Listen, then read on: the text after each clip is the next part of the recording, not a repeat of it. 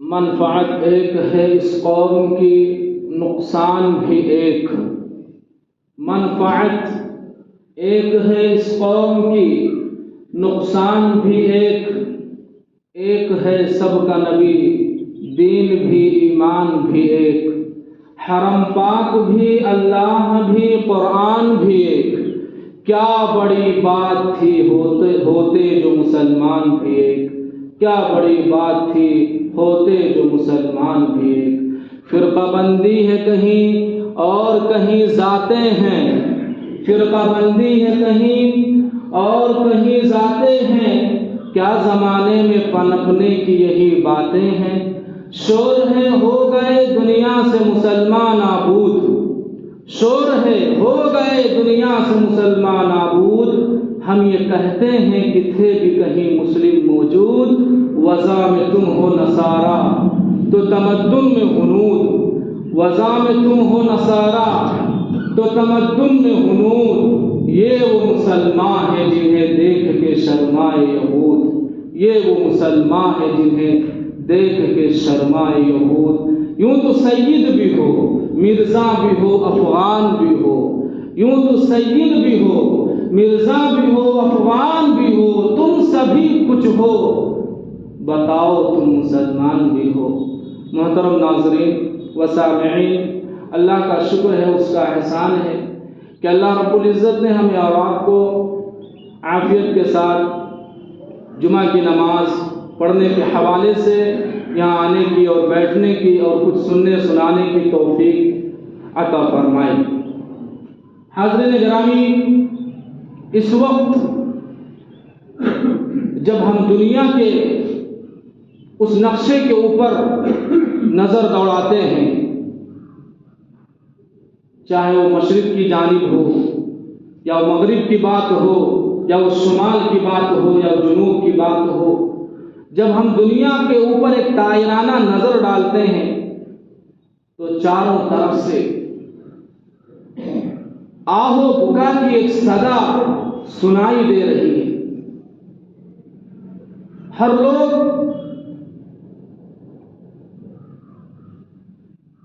لوگوں کو یہ شکوہ ہے، یہ شکایت ہے کہ آج مسلمان ظلم و ستم کی چکی میں پس رہا ہے۔ خواہ وہ اللہ کی طرف سے کوئی آسمانی بلا ہو یا حکومت کی طرف سے کوئی ان پر ظلم ہو، ہر طرف سے آج مسلمانوں کے اوپر جو حالات ہیں، انسان تو انسان میرے دوستو، جب کوئی جانور بھی کسی مصیبت میں پھنستا ہے نا تو نکلنے کی راہیں تلاش کرتا ہے۔ آج ہم ان راہوں کو تلاش نہیں کر رہے ہیں۔ کیا وجوہات ہیں؟ ابھی حال ہی میں آپ لوگوں نے دیکھا ہوگا، سنا ہوگا، ترکی، سیریا، شام کا کیا حال ہے۔ رونا آتا ہے۔ اللہ کا قہر، اللہ کا عذاب اور اللہ کا ان پر جو غضب مسلط ہوا، کیا ریزن رہا ہوگا، کیا سبب رہا ہوگا، وہ اللہ ہی کو بہتر معلوم ہے۔ لیکن یہ جو ہمارے سامنے جو ہم دیکھ رہے ہیں، سن رہے ہیں، کہ واللہ رونگٹے کھڑے ہو جائیں، اتنے حالات سخت ہیں، اور آج ہم دیکھتے بھی ہیں، سنتے بھی ہیں، لیکن آج ہمارے سر پر روح جو تک نہیں رہتا ہے۔ ہم کہتے ہیں کہ زمین نے کروٹ لیا ہے۔ یاد رکھیے، زمین کے اندر 7 پلیٹیں ہیں۔ جب اللہ رب العزت دیکھتا ہے کہ ہمارا بندہ گناہوں کے اندر اتنا ملوث ہو چکا ہے، گناہوں کے اندر اتنا مشغول ہو چکا ہے، گناہوں کا ارتکاب کرنا، جرم کرنا، زنا کرنا، شراب پینا، تو اللہ رب العزت اپنے بندے کو ڈھیل دیتے ہیں، مہلت دیتے ہیں۔ جب نہیں باز آتا تو کچھ اپنا کرشمہ دکھاتے ہیں، اپنی قدرت کا مظاہرہ کرتے ہیں، اپنی قدرت کا نظارہ دکھاتے ہیں کہ اب بھی سنبھل جاؤ۔ زمین کی پلٹیں آپس میں ٹکراتی ہیں، پھر زلزلے آتے ہیں، اللہ کا عذاب آتا ہے، پھر کوئی بچا نہیں سکتا۔ مرتبہ اللہ کے رسول صلی اللہ علیہ وسلم نے صحابہ کی مجلس میں تشریف فرما تھے تو قرآن کریم کو اٹھا کر کے اپنے ہاتھ میں لیا اور صحابہ سے فرمایا کہ اے میرے پیارے صحابہ، آپ کو معلوم ہے یہ کون سی کتاب ہے؟ یہ ایسی کتاب ہے کہ اللہ رب العزت اسی کتاب کے ذریعے سے لوگوں کو ہدایت دے گا، لوگوں کو کامیاب کرے گا، اور اسی کتاب کے ذریعے سے لوگوں کو گمراہ کرے گا، زیغ و ضلالت کے اندر ان کو ڈال دے گا۔ کیا مطلب یہ ہے کہ اے میرے پیارے صحابہ، اگر میری امت قرآن کریم کے احکامات پر، قرآنی تعلیمات پر زندگی گزارے گی تو فتح و کامرانی اسے نصیب ہوگی، اور اگر ہماری امت قرآن کریم سے اپنا رشتہ منقطع کر لے گی، اپنا رشتہ توڑ لے گی، منمانی زندگی گزارے گی، تو پھر زیغ و ضلالت اور پھر اللہ کے زلزلے، اللہ کے عذابات کا انتظار کرے گی، کوئی بچا نہیں سکتا۔ ابھی میں نے خطبے کے دوران قرآن کریم کی جو آیت تلاوت کی ہے، یا بنی انہا ان تک مثقال حبۃ من خردل فتکن فی صخرۃ الی آخرہ۔ حضرت لقمان حکیم کا نام سنا ہوگا، ہم بچپن سے سنتے چلے آ رہے ہیں، لیکن ہمیں نہیں معلوم کہ لقمان حکیم تھے کون۔ لقمان حکیم کے بارے میں آتا ہے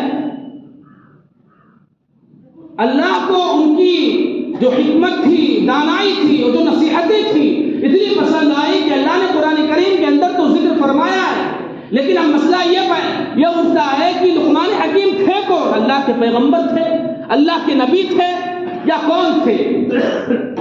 روایات کے اندر آتا ہے،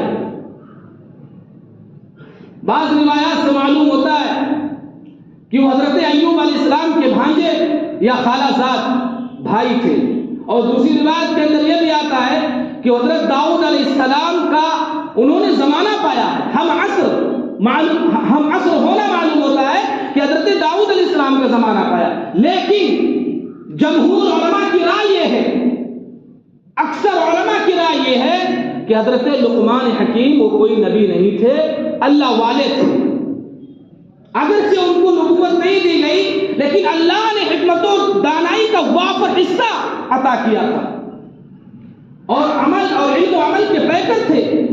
اللہ کو ان کی نصیحت اتنی پسند آئی کہ قرآن کریم کے ان کے نام سے ایک سورت نازل فرما دی، سورہ لقمان کر کے، اور رہتی دنیا تک کے انسانوں کے لیے یہ فرما دیا کہ ان کی نصیحت کو سامنے رکھ کر کے اپنی زندگی کو خوب سے خوبتر بنائیں اور فائدہ اٹھائیں، اپنی زندگی کو خوشگوار بنائیں۔ تو الغرض لقمان حکیم کا جب آخری وقت آیا تو انہوں نے اپنے بیٹے کو گھر کے کسی کونے میں بٹھا کر نصیحت کی،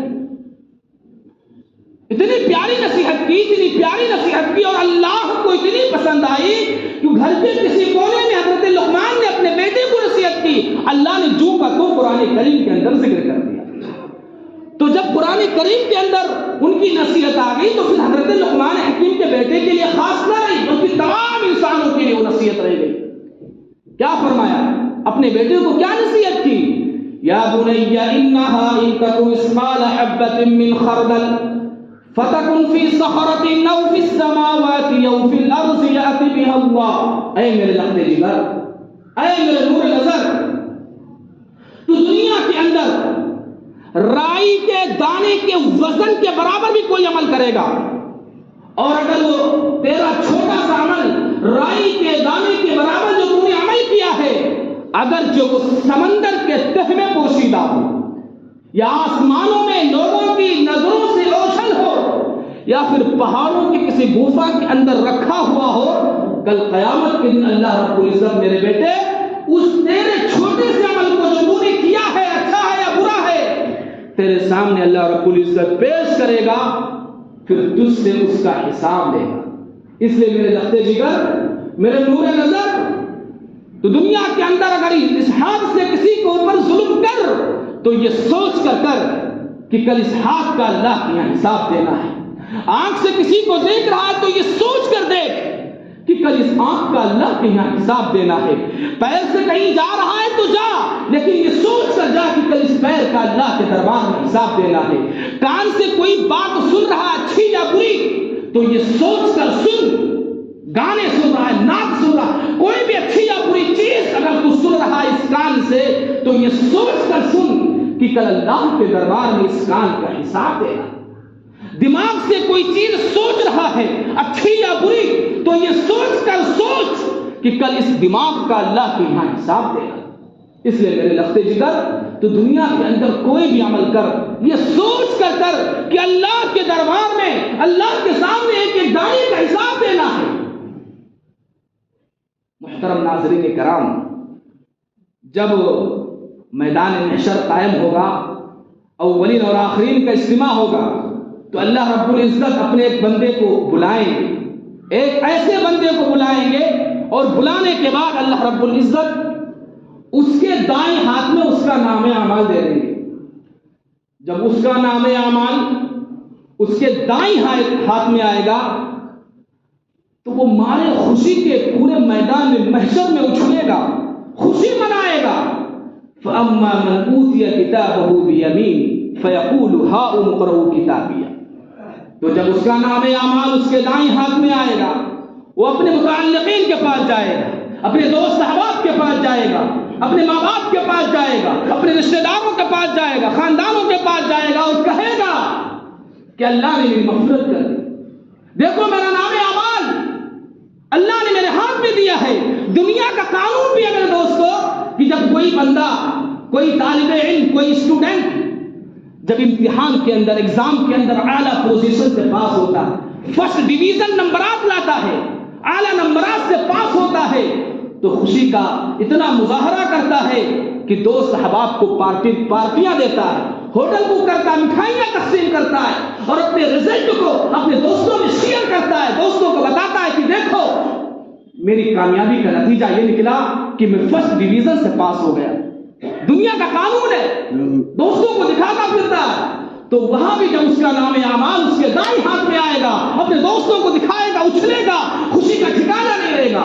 لیکن وہ ایک بات کہے گا جو میں آپ کو بتانے والا ہوں، وہ ایک بات کہے گا، وہ تو لوگوں سے کہے گا فَيَقُولُ هَاؤْمُ اقْرَءُوا كِتَابِيَهْ، لوگوں پڑھو میرا نام اعمال پڑھو، اللہ نے میری مغفرت کر دی. لیکن وہ کہے گا کہ جو مجھے انعام ملا ہے اور میرا جو نام اعمال میرے دائیں ہاتھ میں ملا ہے، اس کے پیچھے ریزن ہے، اس کے پیچھے سبب ہے. انی ظننت انی ملاق حسابی، مجھے ہی تو گمان تھا، مجھے یقین تھا کہ مجھے اللہ کے سامنے حساب و کتاب دینا ہے. اس لیے جب میں نے زنا کے قریب گیا تو میں نے یہ سوچا کہ نہیں یہ برا کام ہے، مجھے اللہ کے یہاں اس کا حساب دینا ہے. جب میں نے شراب کے مٹکوں کو اپنے زبان پر لگایا، اپنے منہ کے قریب لایا، تو میں نے یہ سوچ لیا کہ نہیں یہ غلط چیز ہے، مجھے اللہ کے دربار میں اس کا حساب دینا ہے. جب میں نے کسی کو اوپر ظلم کرنا چاہا تو اپنے ہاتھ کو پیچھے کر لیا، میں نے یہ سوچا کہ نہیں یہ غلط چیز ہے، مجھے اللہ کے دربار میں اس ہاتھ کا حساب دینا ہے. جب میرے قلم نے غلط فیصلے کے لیے جب میں نے اپنا قلم اٹھایا تو میں نے اپنے قلم کو یہ کہہ کر کے توڑ دیا کہ نہیں مجھے اپنے اللہ کے سامنے مجھے اس کا حساب دینا ہے. جب میں نے غلط بیانی دینے کے لیے لوگوں کے سامنے آیا، غلط گواہی دینے کے لیے جب میں نے قدم آگے بڑھایا تو میں نے یہ سوچ کر کے اپنی گواہی کو واپس لے لیا کہ نہیں مجھے اللہ کے یہاں اس کا حساب دینا ہے. انی ظننت انی ملاق حسابیہ، مجھے تو یقین تھا، مجھے تو گمان تھا کہ مجھے میرا حساب ملنے والا ہے. اس لیے میں نے جو زندگی اللہ نے مجھے دنیا کے اندر دی تھی، میں نے تصور کر لیا تھا، کہ یقین کر لیا تھا کہ مجھے اللہ کے یہاں ایک ایک دانے کا حساب دینا ہے. اس لیے اللہ نے آج میرا نام اعمال میرے دائیں ہاتھ میں دیا. اسی اثنا میں ایک اللہ پاک دوسرے بندے کو بلائیں گے، اس کے بعد اس کا نام اعمال اس کے بائیں ہاتھ میں ملے گا. وَأَمَّا مَنْ أُوتِيَ كِتَابَهُ بِشِمَالِهِ، جب اس کا نام اعمال اس کے بائیں ہاتھ میں دیا جائے گا تو مارے شرم کے چھپائے گا نام اعمال.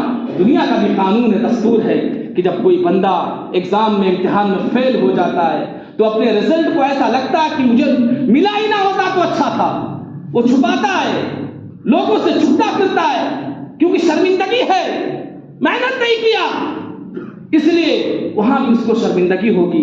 جب اس کا نام اعمال اس کے بائیں ہاتھ میں آئے گا تو وہ چھپائے گا مارے شرمندگی سے، وہ کہے گا فیقول یا لیتنی لم اوت کتابیا، کاش میرا نام اعمال مجھے ملا ہی نہ ہوتا۔ لیکن اس دوران ایک بات کہے گا اپنے خاندان والوں سے، وہاں کے لوگوں سے، دوست احباب سے، ملنے جلنے والوں سے، وہ کہے گا کہ آپ کو پتا ہے کہ آج جو میں ذلت و رسوائی کا سامنا میں جو کر رہا ہوں کس بنیاد پر کر رہا ہوں، آپ کو پتا ہے وَلَمْ أَدْرِ مَا حِسَابِيَا، کیا کہے گا؟ وَلَمْ أَدْرِ مَا حِسَابِيَا، مجھے جو زندگی دی گئی تھی میں نے کبھی یہ تصور بھی نہیں کیا تھا کہ مجھے مرنا بھی ہے، مجھے اللہ کے سامنے حساب و کتاب بھی دینا ہے، اس لیے من چاہی زندگی گزاری۔ ہم نے نمازوں کو چھوڑتا رہا، نمازوں کو چھوڑتا رہا، روزوں کو توڑتا رہا، گناہوں کو کرتا رہا، زناؤں کو کرتا رہا، شرابوں کو پیتا رہا، جوا کھیلتا رہا، من چاہی زندگی گزارتا رہا۔ وَلَمْ أَدْرِ مَا حِسَابِيَا، مجھے تو یقین بھی نہیں تھا کہ میرا نام اعمال مجھے ملے گا، میرا حساب و کتاب بھی ہوگا۔ اس وجہ سے اللہ نے میرا نام اعمال میرے بائیں ہاتھ میں دیا۔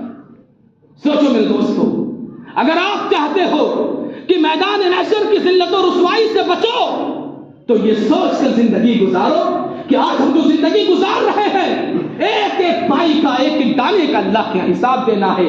اگر یہ تصور اور یہ یقین بیٹھ جائے میرے دوستو کہ میں جو عمل کر رہا ہوں اچھا یا برا، اللہ کے سامنے مجھے اس کا حساب دینا، محض اگر یہ یقین پیدا ہو جائے تو اللہ کی ذات سے امید ہے کہ محض اسی کی برکت سے اللہ رب العزت جنت الفردوس میں داخلہ عطا کرے۔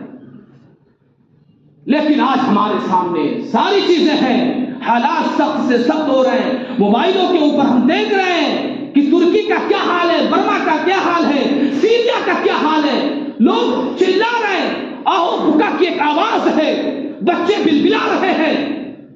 وہ مائیں جو پریگننٹ تھی، حاملہ تھی، بچوں کو ضائع کیا اور جان حق ہو گئی۔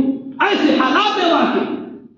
آج ہم سوچتے ہیں ہمارے اوپر کچھ بھی نہیں ہے، یاد رکھو یہ زمین جو ہے نا، ہم جو گناہ کرتے ہیں زمین کے اوپر، یہ چلا چلا کے کہہ رہی ہے اللہ یہ تیرا کیسا بندہ ہے کہ تو اس کے ساتھ رحم و کرم کا معاملہ کرتا ہے اور اتنی جھگائی کہ اسی دھرتی کے اوپر ظلم کرتا ہے، اسی دھرتی کے اوپر گناہ کرتا ہے۔ اللہ مجھے حکم دے میں پھٹوں اور اسے نگل جاؤں۔ آسمان کہتا ہے اللہ تو مجھے حکم دے میں اسے برس برس کے تباہ و برباد کر دوں۔ سمندر چلا چلا کے کہہ رہے اللہ تو بس مجھے ایک بار پرمیشن دے دے، میں اسے اپنی موجوں کے اندر لے جا کر کے اس کو تباہ و برباد کر دوں۔ اے اللہ ہوائیں کہتی رہتی ہے اللہ یہ تیرا بندہ کتنا ناشکرا ہے، کتنا ناشکرا ہے، نمازوں کو چھوڑتا ہے، تمہارے آپ کے حکم کی خلاف ورزی کرتا ہے۔ اللہ ایک بار حکم دے دے بس میں اسے ہواؤں میں لے جا کر کے اس کی زندگی نیست و نابود کر دوں۔ لیکن وہ کریم رب جو 70 ماہوں سے زیادہ پیار کرنے والا ہے، 70 ماہوں سے زیادہ پیار کرنے والا ہے میرے دوستو، یاد رکھو اللہ اگر ڈھیل دیتا ہے تو اس کی ڈھیل کا غلط فائدہ مت اٹھاؤ۔ اللہ کبھی نہیں چاہتا کہ میں اپنے بندے کے اوپر اپنا عذاب مسلط کروں، اپنے بندے کو میں کسی مصیبت میں مبتلا، اللہ کبھی نہیں چاہتا۔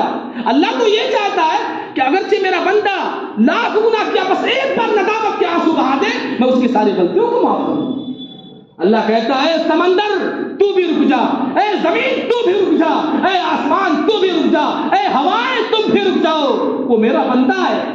اگرچہ آج مجھے بھول گیا ہے، کچھ وقت کے لیے بھول گیا ہے، گناہوں کو کیے جا رہا ہے، گناہوں کا ارتکاب کر رہا ہے، لیکن ایک دن آئے گا، ایک دن میرے دربار میں آئے گا، ایک دن میرے سامنے آئے گا اور یہ کہے گا اے اللہ مجھے معاف کر دے، اے اللہ مجھے معاف کر دے۔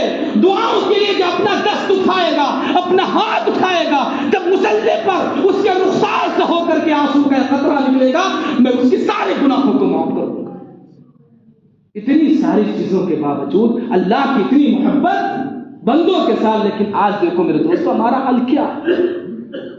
کچھ تبدیلی نہیں آ رہی ہماری زندگی میں، کچھ تبدیلیاں نہیں آ رہی، نہ ہم نمازوں میں اضافہ کر رہے ہیں کہ اگر ہم فرض کے پابند ہیں تو سنت کے بھی پابند پڑیں، نوافل کی پابندی کریں، تہجد میں اٹھ کر کے اللہ کے سامنے گڑ گڑائیں۔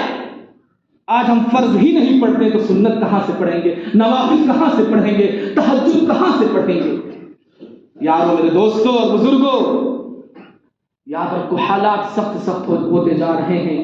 یاد رکھو میرے دوستو، علماء کرام بیان کرتے ہیں، حدیث کے اندر بھی آتا ہے کہ جب زلزلے کی اللہ کی جو پیشین گوئیاں ہیں، اللہ نے جن پر وعدہ کیا ہے کہ جب شراب عام ہو جائے، زنا عام ہو جائے، بیوی کی بات مانی جانے لگے، ماں باپ کے ساتھ برا سلوک کیا جانے لگے، تو پھر اللہ کے عذاب کے آنے کا امید رکھو، توقع رکھو. تو ایسے وقت میں میرے دوستو سونے سے پہلے ہر مومن بندہ سورہ زلزال کی تلاوت کر کے سوئے.